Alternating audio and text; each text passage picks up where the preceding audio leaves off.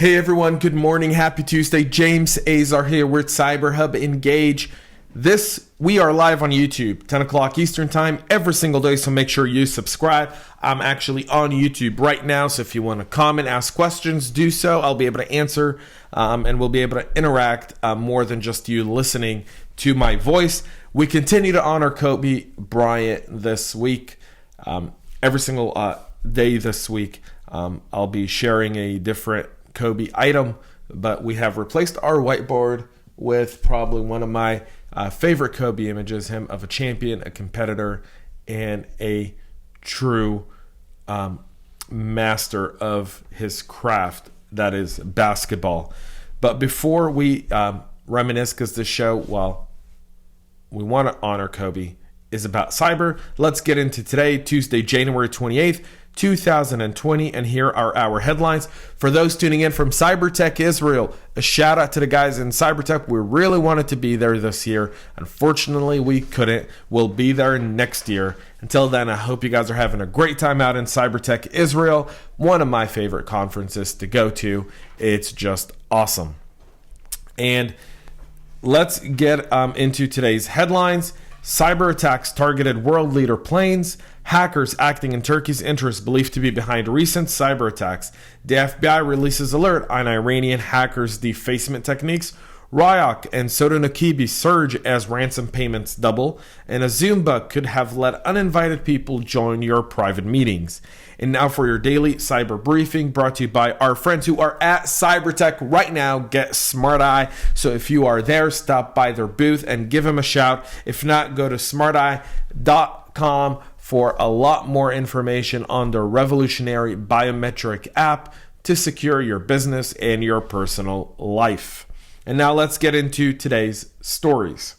As Israel hosted dozens of world leaders last week for the World Holocaust Forum, the country's cyber defense system fended off hundreds of cyber attacks targeting the country's international airport and the aircrafts of the world leaders. Citing officials from the Airport Authority's Cyber Division, Channel 12 in Israel reported Sunday that at least 800 distinct cyber attacks targeted Israeli aviation on Thursday, while world leaders, including U.S. Vice President Mike Pence and Russian President Vladimir Putin, were landing in the country.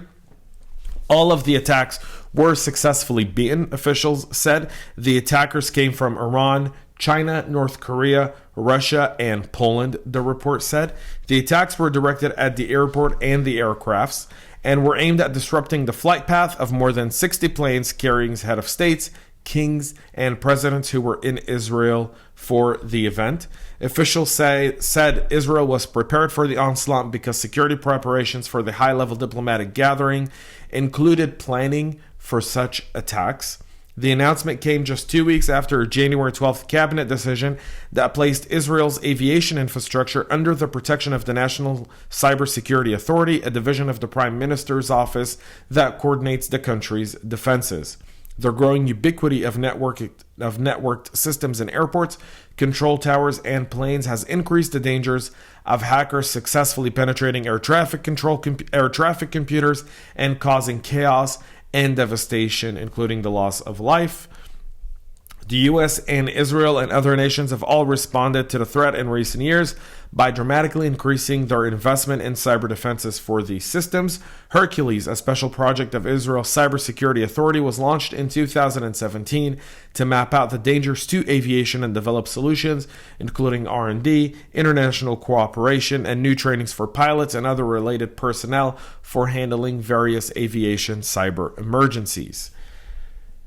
And now to our next story, and we'll go just north of Israel to Turkey, where sweeping cyber attacks targeting governments and other organizations in Europe and the Middle East are believed to be the work of hackers acting on behalf of the interests of the regime of the Turkish government. This according to 3 senior Western security officials. The hackers have attacked at least 30 organizations, including government ministries, embassies, and security services, as well as companies and other groups. This according to Reuters, which broke this story yesterday in their review of a public interest records. Victims have included Cypriot and Greek government email services and the Iraqi government's national security advisor, according to records. The attacks involves intercepting internet traffic to victim websites, potentially enabling hackers to obtain illicit access to the networks of government bodies and other organizations. According to 2 British officials and 1 U.S. official, the activity bears the hallmark of a state-backed cyber espionage operation conducted to advance Turkish interests. The official said the conclusion was based on 3 elements: the identities and locations of the victims, which included governments of countries that are geopolitically significant to Turkey, similarities to previous attacks that they say used infrastructure registered from Turkey itself, and information contained in confidential intelligence assessment that were not available to be advertised or detailed. The official said it wasn't clear which specific individuals or organizations were responsible, but that they believe the waves of attacks were linked because they all used the same servers or similar infrastructure. Turkey's Interior Ministry declined to comment, and a senior Turkish official didn't respond to Reuters' questions about the campaign, and said, in fact, that Turkey is a victim of cyber attacks itself. The Cypriot government said in a statement the relevant agencies were immediately aware of the attacks and moved to contain them. We will not comment on specifics for reasons of national security. Officials in Athens said they had no evidence that the Greek government email system was compromised. The Iraqi government did not respond for requests to comment on the story. The Cypriot, Greek, and Iraqi attacks identified by Reuters all occurred in late 2018. Early 2019, according to public internet records.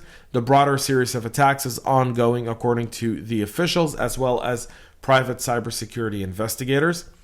The attack highlighted a weakness in a core pillar of online infrastructure that can leave victims exposed to attacks.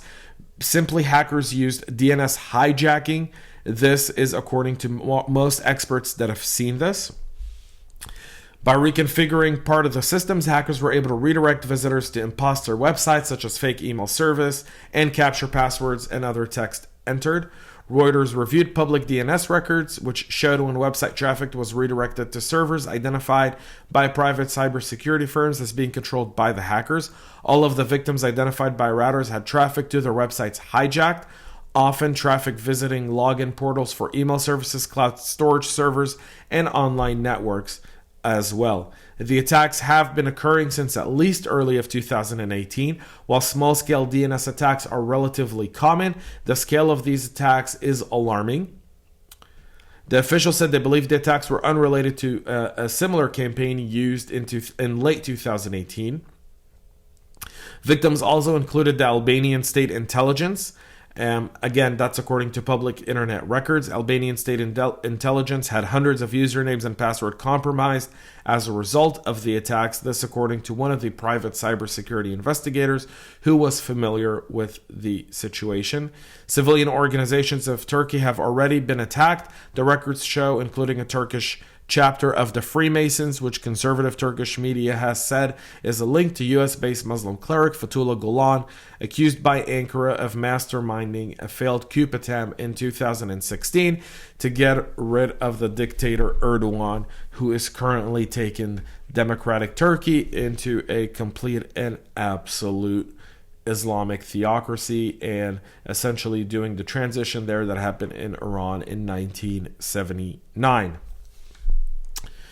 Before we continue, though, I've said it, and we're a week away. We are going to be in Dallas for our live podcast next week. We are hosted by our friends at Armor, who are going to be having us at their beautiful Plano facility. You can go now to Eventbrite or our website at CyberHub Engage to register to attend our podcast. Join me, Mark Hopt, the CISO at DataBank, and Patrick Benoit, the BISO at CBRE and a great friend of the show's. Will be joined by Remediant and Armor for our live podcast. We're super psyched about it. Thank you to our sponsors for helping us make this mission a reality. And on February 5th, we'll be hosting our private CISO roundtable. So if you are a CISO and you are in the non-vendor sector, you are welcome to apply to join us. This will be a very intimate sitting. No sponsors, no sales, just a bunch of CISOs, practitioners having a conversation about our challenges. And we move on to our next story of the day. The FBI Cyber Division issued a flash security alert earlier this month with additional indicators of a compromise from recent defacement attacks operated by Iranian threat actors and info on attackers' TPPs to help administrators and users to protect their websites. CISA also published a reminder on the same day to provide cybersecurity best practices on safeguarding websites from cyber attacks that could lead to defacement or data breaches. FBI's ML 000115TT flash alert from January 21st follow a previous flash message issued on January 10th, detailing indicators of compromise and tactics, techniques, and procedures associated with the reported pro-Iranian defacement activity. You can see that on our screen here. The FBI also shared IP addresses associated with actors behind pro-Iranian defacement attacks or with SQL injections attacks observed during such hijacking attempts. The FBI identified malicious actors leveraging their vulnerabilities. The fact that the FBI already caught on to it and has published it should eliminate it. If you feel like Iranian hackers are bound to try to deface your website, follow the directions on the screen now or go to our website or any one of our social media pages at CyberHub Engage to see this alert itself. And now we'll go to one of our main stories today, which is the ransomware front, where victims are paying more money to criminals as attackers wielding two of the most prevalent strains target larger organizations. This according to ransomware incident response firm Coveware, based on cases in which it helped deal with infections in the fourth quarter of last year. The average ransom amount paid by a ransomware victim to their attackers in exchange for the promise of the decryption tool increased throughout last year, but for the third and fourth quarter of 2019, ransom payment amounts increased massively from an average of $41,198 per attempt to $84,116. This according to Coveware.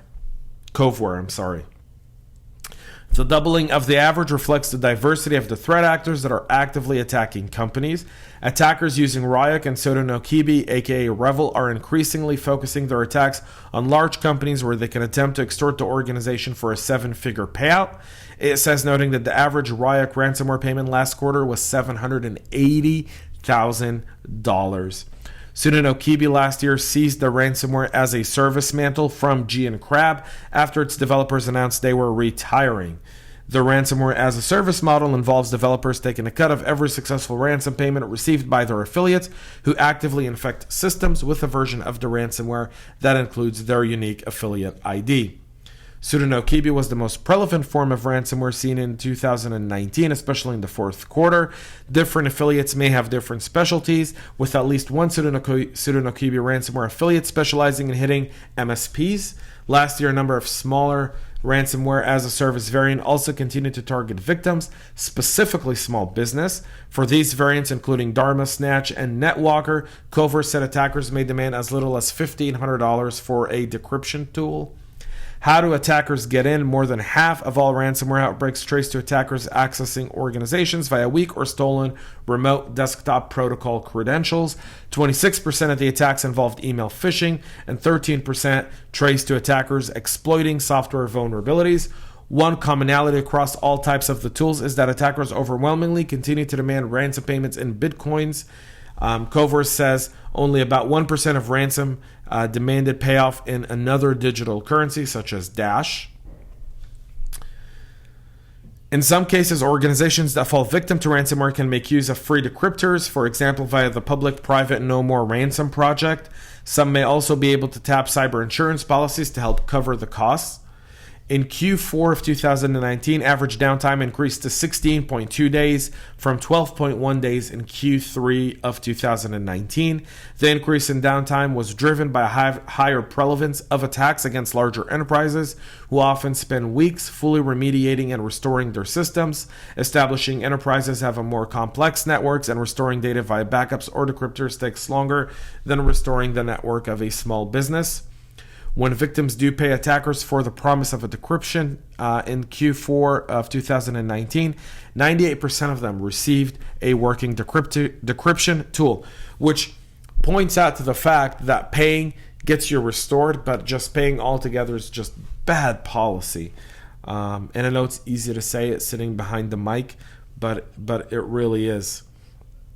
If Sodinokibi attackers hit a single system, their average ransom demand was $48,000. But if they hit a network of systems, their average demand was $470,000. Overall, most of the peaks shown in these attacks, the researchers say they have a difficult time ascertaining which ransoms got paid because attackers use different Bitcoin wallets to address for each and every single victim who requests payment instructions. They do this so that law enforcement can trace one wallet but have to trace a multitude of wallets, therefore decreasing the risk and increasing their ability to actually cash in those Bitcoins for real cash, which is what they need to do in order to actually make money. And now to our final story of the day. If you use Zoom to host your remote online meetings, you want to hear this. The massively popular video conferencing software has patched a security loophole that could have allowed anyone to remotely eavesdrop on unprotected active meetings, potentially exposing private audio, video, and documents shared throughout the session. Besides hosting password-protected virtual meetings and webinars, Zoom also allows users to set up a session for non-pre-registered participants who can join an active meeting by entering a unique meeting ID without requiring a password or going through the waiting rooms. Zoom generates this random meeting ID comprised of 9, 10, and 11-digit numbers for each meeting you schedule or create. If leaked beyond an individual or intended group of people, merely knowing meeting IDs could allow unwelcome guests joining meetings or webinars. This could be bad news for anyone expecting their conversations to be private. To circumvent such scenarios, Zoom late last year introduced some additional control under the password settings for meetings and webinars, which according to Checkpoint was the result of research on security loopholes the security firm responsibly reported to the company in July of 2019. In a report shared with the Hacker News prior to its release, Checkpoint researchers demonstrated an effective, automated, but unsophisticated emulation attack to identify valid random meeting IDs rather than using the brute force technique. A hacker could pre-generate a long list of Zoom meeting IDs, use automation techniques to quickly verify if a respective Zoom meeting ID was valid or not, and then gain entry into the Zoom meeting that were not password protected. That was the claim by researchers. As a result of Checkpoint's disclosure, Zoom introduced the following security features and functionality into its cloud-based video conferencing service: default passwords, account and group level password enforcement, and meeting ID validation, as well as a device blocker. In July of last year, Zoom was also in the headlines for a serious security vulnerability in its client app for Mac OS that allowed remote attackers or malicious websites to turn on users' device camera without their permission or knowledge. That's it for your daily cyber briefing today. Thank you so much for tuning in. Thanks so much for listening. Make sure you subscribe, turn on the bell to get notified. We are here every single day at 10 a.m. Eastern Standard Time giving you the news. You can also go to our website for the written version of our daily cyber briefing at cyberhubengage.com. Thank you to our sponsors. If you're a cyber tech, like I said, enjoy the conference this week. We'll be back with so much more tomorrow. Until then, enjoy the rest of your day and stay cyber safe.